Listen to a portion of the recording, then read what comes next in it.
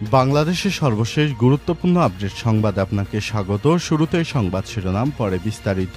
শুরুতেই জানাবো, শেখ হাসিনাকে ফেরাতে পররাষ্ট্র মন্ত্রণালয়কে চিঠি দেওয়া হয়েছে, জানালো স্বরাষ্ট্র উপদেষ্টা।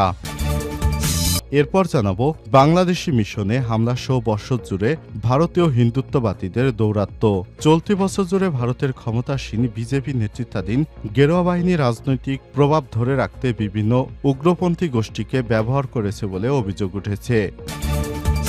জানাবো, ঢাকা টাঙ্গাইল মহাসড়ক অবরোধ, শ্রমিকদের নামে মামলা প্রত্যাহার ও বন্ধ ঘোষণা করা দুইটি কারখানা খুলে দেওয়ার দাবিতে ঢাকা টাঙ্গাইল মহাসড়ক অবরোধ করেছে শ্রমিকেরা। এদিকে স্ত্রী কন্যা সহ বাংলাদেশ ব্যাংকের সাবেক ডেপুটি গভর্নর এসকে সুরের বিরুদ্ধে দুদকের মামলা। বাংলাদেশ ব্যাংকের সাবেক ডেপুটি গভর্নর শীতাংশু কুমার সুর চৌধুরী, এসকে সুর চৌধুরী ও তার স্ত্রী সুবর্ণা সুর চৌধুরী ও মেয়ে নন্দিতা সুর চৌধুরীর বিরুদ্ধে মামলা করেছে দুর্নীতি দমন কমিশন দুদক। এবারে জানাবো, শহীদ বুদ্ধিজীবী কবরস্থানে চিরশায়িত হলেন হাসান আরিফ। বেসামরিক বিমান পরিবহন ও পর্যটন মন্ত্রণালয় এবং ভূমি মন্ত্রণালয়ের উপদেষ্টা এএফ হাসান আরিফকে মিরপুর শহীদ বুদ্ধিজীবী কবরস্থানে সমাহিত করা হয়েছে। এবং সর্বশেষ জানাবো, মুক্তিযোদ্ধাকে লাঞ্ছনার ঘটনায় দোষীদের বিরুদ্ধে ব্যবস্থা নেওয়ার নির্দেশ। কুমিল্লার 14 গ্রামে বীর মুক্তিযোদ্ধা আব্দুল হাই কানুকে লাঞ্ছিতের ঘটনায় তীব্র নিন্দা জানিয়েছে প্রধান উপদেষ্টার প্রেস উইং। সোমবার 23 ডিসেম্বর সকালে দপ্তরটির পক্ষ থেকে পাঠানো এক বিবৃতিতে এই নিন্দা জানানো হয়। প্রিয় দর্শক, এতক্ষণ শুনছিলেন সংবাদ শিরোনাম, এবারে বিস্তারিত। তবে তার আগে বন্ধুরা, অনুরোধ থাকবে এই সংবাদটিতে একটি লাইক দিন। এই চ্যানেলে আপনি নতুন হয়ে থাকলে আমাদের সংবাদটি দেখতে দেখতে চ্যানেলটি সাবস্ক্রাইব করে রাখুন, যাতে করে বন্ধুরা আমাদের পরবর্তী লেটেস্ট আপডেট সংবাদগুলো সবার আগে আপনার কাছে পৌঁছে যায়। কমেন্ট করে আপনার মূল্যবান মতামত জানিয়ে দিন। এবারে বিস্তারিত। শেখ হাসিনাকে ফেরাতে পররাষ্ট্র মন্ত্রণালয়কে চিঠি দেওয়া হয়েছে বলল স্বরাষ্ট্র উপদেষ্টা। শেখ হাসিনাকে ফেরাতে পররাষ্ট্র মন্ত্রণালয়কে চিঠি দেওয়া হয়েছে বলে জানিয়েছেন স্বরাষ্ট্র উপদেষ্টা মোহাম্মদ জাহাঙ্গীর আলম চৌধুরী। সোমবার 23 ডিসেম্বর রাজধানীর পিলখানায় border guard of Bangladesh BGB সদর দপ্তরে বিজিবি দিবস উপলক্ষে পদক দেয়া অনুষ্ঠানে তিনি সব কথা জানান। স্বরাষ্ট্র উপদেষ্টা আরও বলেন, শেখ হাসিনাকে ফেরত পাঠাতে ভারতের সঙ্গে যোগাযোগের জন্য প্রয়োজনীয় উদ্যোগ নিতে পররাষ্ট্র মন্ত্রণালয়কে চিঠি দেওয়া হয়েছে। বন্দী প্রত্যার্পণ চুক্তি অনুযায়ী তাকে দেশে ফেরানো যাবে। সময় রাজধানীর পিলখানায় 2009 সালের 25 ফেব্রুয়ারি সংঘটিত বিডিআর বিদ্রোহের ঘটনায় তদন্ত কমিশন গঠন করা হয়েছে বলে জানিয়েছেন স্বরাষ্ট্র উপদেষ্টা মোহাম্মদ জাহাঙ্গীর আলম চৌধুরী।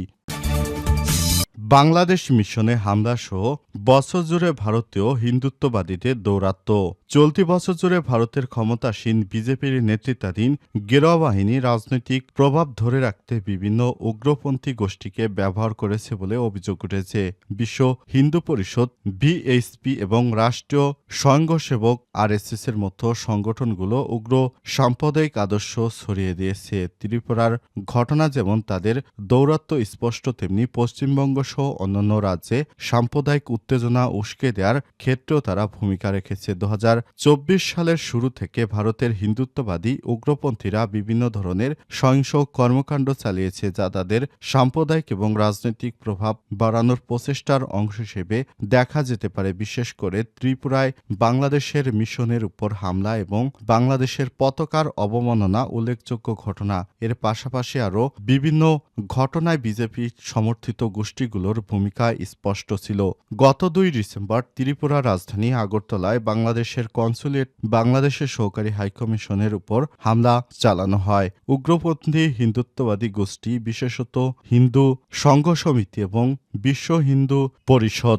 যদিও ভারতের কেন্দ্রীয় সরকার এই হামলার জন্য ক্ষমা প্রার্থনা করেছে, তবে এই ধরনের ন্যাক্কারজনক কর্মকাণ্ডে জড়িত কাউকেই গ্রেপ্তার করা হয়নি। এই বর্বরোচিত ঘটনা আন্তর্জাতিক কূটনৈতিক সম্পর্কের মূল ভিত্তি ভিয়েনা কনভেনশন 1961 লঙ্ঘন করেছে। বাংলাদেশের এই ঘটনায় কড়া প্রতিক্রিয়া জানিয়ে নিরাপত্তা ব্যবস্থার ঘাটতিকে দায়ী করেছে।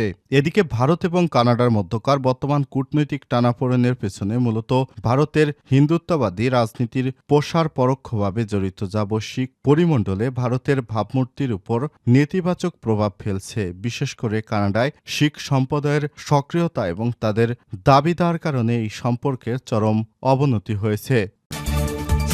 ঢাকা টাঙ্গাইল মহাসড়ক অবরোধ, শ্রমিকের নামে মামলা প্রত্যাহার ও বন্ধ ঘোষণা করা দুইটি কারখানা খুলে দেওয়ার দাবিতে ঢাকা টাঙ্গাইল মহাসড়ক অবরোধ করেছে শ্রমিকেরা। সোমবার 23 ডিসেম্বর সকাল 9:30টার দিকে নিটওয়্যার ও মামুন নিটওয়্যার লিমিটেড কারখানার শ্রমিকেরা বিক্ষোভ করে সড়ক অবরোধ করেছে। পুলিশ এবং কারখানার শ্রমিকেরা জানায়, শ্রমিক আন্দোলনের জেরে গত 18 ডিসেম্বর বাংলাদেশ শ্রম আইন 2006-এর 13/1 ধারা মোতাবেক নিটওয়্যার ও মামুন নিটওয়্যার লিমিটেড কারখানা দুটি অনির্দিষ্টকালের জন্য বন্ধ ঘোষণা করেছে কর্তৃপক্ষ। পরে রোববার 22 ডিসেম্বর সকালে কারখানা খুলে দেওয়ার দাবিতে শ্রমিকেরা কারখানার মূল ফটকে জড়ো হয়ে বিক্ষোভ শুরু করে। এক পর্যায়ে বিকেলে শ্রমিকদের সাথে কারখানা কর্তৃপক্ষ আলোচনায় বসবে শর্তে শ্রমিকরা বিক্ষোভ প্রত্যাহার করে। ওই সময় কারখানা কর্তৃপক্ষ তাদের শর্ত সাপেক্ষে কারখানা যোগদানের কথা জানায়, কিন্তু শ্রমিকেরা তা মেনে নেয়নি। পরে সোমবার সকালে কারখানার দুটি শ্রমিকেরা পুনরায় কোনাবাড়ি এলাকার কারখানার সামনে জড়ো হয়ে বিক্ষোভ শুরু করে। এক পর্যায়ে তারা ঢাকা টাঙ্গাইল মহাসড়ক অবরোধ করে বিক্ষোভ করে। এতে ঢাকা টাঙ্গাইল মহাসড়কে যান চলাচল বন্ধ হয়ে দীর্ঘ যানজটের সৃষ্টি হয়। এ সময় শ্রমিকেরা বিনা শর্তে কারখানা খুলে দেওয়া শ্রমিকদের নামে মামলা প্রত্যাহার করার দাবি জানায়। এর আগে 17 ডিসেম্বর শ্রমিকদের বিরুদ্ধে করা মামলা প্রত্যাহারের দাবিতে কাজ বন্ধ করে দেয় শ্রমিকেরা। পরে কর্তৃপক্ষ 18 ডিসেম্বর থেকে অনির্দিষ্টকালের জন্য কারখানা বন্ধ ঘোষণা করে দেয়।